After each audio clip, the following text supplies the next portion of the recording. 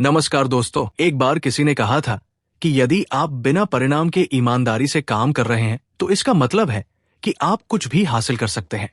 और यही बात भारत के साथ भी हो रही है। अब हालिया खबर यह है कि भारत की 5.5 पीढ़ी के फिटरजेट एमकास की बड़ी समस्या ईंधन इंजेक्टर प्रणाली को भारतीय तकनीक से पूरी तरह से हल कर दिया गया है।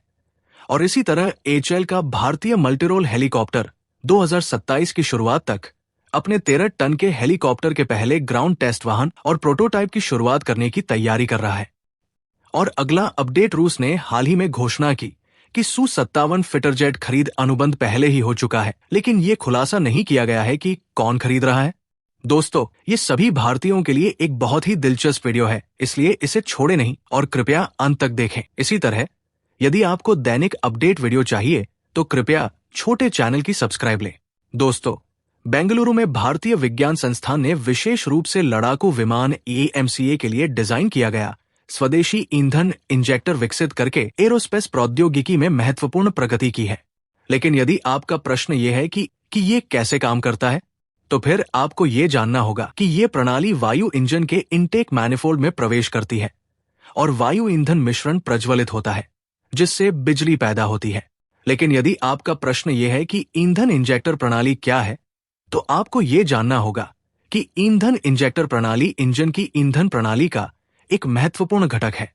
और ईंधन इंजेक्टर प्रणाली का प्राथमिक कार्य ईंधन को छोटी बूंदों में परमाणु बनाना, दहन कक्ष में ईंधन का छिड़काव करना है, इष्टतम अनुपात में हवा के साथ ईंधन मिलाएं, कुशल दहन सुनिश्चित करें। और मुख्य घटक ईंधन इंजेक्टर, ईंधन पंप, ईंधन फिल्टर, ईंधन दबाव नियामक, ईंधन नियंत्रण इकाई, सेंसर है। इस प्रणाली से भविष्य में भारत को महत्वपूर्ण लाभ होंगे।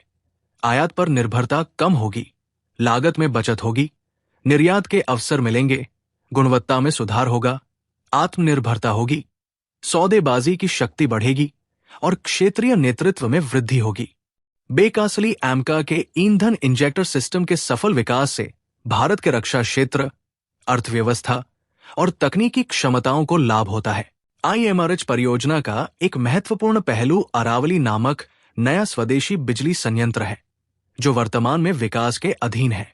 एचएएल ने इस इंजन को डिजाइन करने के लिए सफरान हेलीकॉप्टर इंजन के संयुक्त उद्यम सफल हेलीकॉप्टर इंजन प्राइवेट लिमिटेड के साथ साझेदारी की है।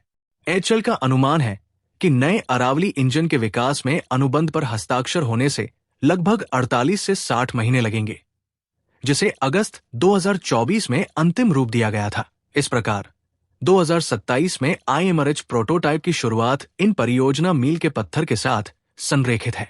लेकिन यदि आपका उद्धरण यह है कि भारत को हेलीकॉप्टर की आवश्यकता क्यों है, क्योंकि भारत के पास हाल प्रचंड हेलीकॉप्टर तैयार है।